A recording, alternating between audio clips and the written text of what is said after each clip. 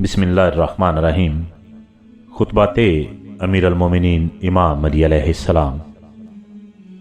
نہج البلاغہ خطبہ نمبر 70۔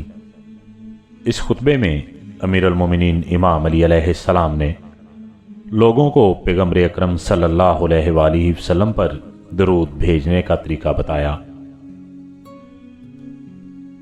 بسم اللہ الرحمن الرحیم۔ اے اللہ، اے فرش زمین کے بچھانے والے اور بلند آسمانوں کو بغیر سہارے کے روکنے والے، دلوں کو اچھی اور بری فطرت پر پیدا کرنے والے، اپنی پکیزہ رحمتیں اور بڑھنے والی برکتیں قرار دے اپنے عبد اور رسول صلی اللہ علیہ وآلہ وسلم کے لیے، جو پہلی نبوتوں کے ختم کرنے والے اور بند دلوں کے کھولنے والے اور حق کے زور سے اعلان حق کرنے والے، باطل کی طغیانیوں کو دبانے والے اور ضلالت کے حملوں کو کچلنے والے تھے۔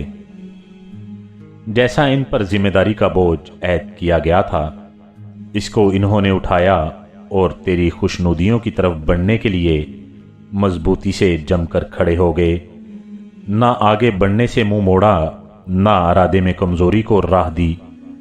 وہ تیری وحی کے حافظ اور تیرے پیمان کے محافظ تھے اور تیرے حکموں کو پھیلانے کی دھن میں لگے رہنے والے تھے، یہاں تک کہ انہوں نے روشنی ڈھونڈنے والوں کے لیے شعلے بھڑکا دیے اور اندھیرے میں بھٹکنے والوں کے لیے راستے کو روشن کر دیا۔ فتنے فسادوں میں سرگرمیوں کے بعد دلوں نے آپ صلی اللہ علیہ وآلہ وسلم کی وجہ سے ہدایت پائی۔ انہوں نے راہ دکھانے والے نشانات قائم کیے، روشن و تابندہ احکام جاری کیے۔ وہ تیرے امین اور تیرے علم مخفی کے خزینہ دار تھے اور قیامت کے دن تیرے گواہ اور تیرے پیغمبر برحق اور خلق کی طرف تیرے فرستادہ رسول تھے۔ خدایا، ان کی منزل کو اپنے زیر سایہ وسیع و کشادہ بنا اور اپنے فضل سے انہیں دوہرے احسانات عطا کر۔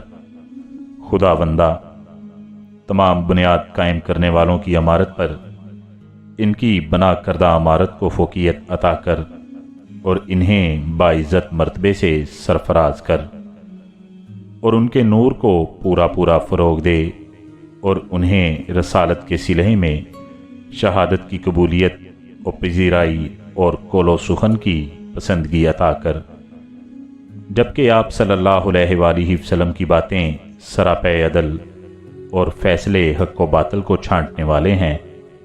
اے اللہ، ہمیں بھی ان کے ساتھ خوشگوار پکیزہ زندگی اور منزل نعمات میں یکجا کر، اور مرغوب و دل پسند خواہشوں اور لذتوں اور آسائش اور فراغ البالی اور شرف و کرامت کے تحفوں میں شریک بنا۔